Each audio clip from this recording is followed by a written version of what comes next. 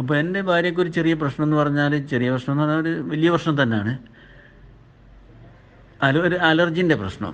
Allergy എന്ന് പറഞ്ഞാൽ രാവിലെ പകൽ സമയത്തൊന്നും ഉണ്ടാവില്ല. രാത്രി ആയാലും ഒരു മഗ്‌രിബ് സമയമാകുമ്പോഴേക്കും തന്നെ തുടങ്ങും. പിന്നെ നേരം വെളുക്കുന്നവരെ ചൊറിയൽ തന്നെ.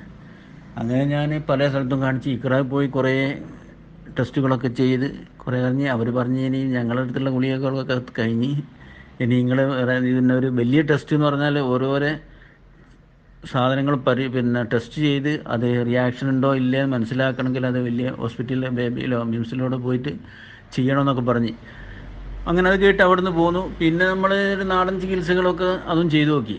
അതൊന്നുകൊണ്ടൊന്നും ഒരു ഫലവും ഉണ്ടായില്ല.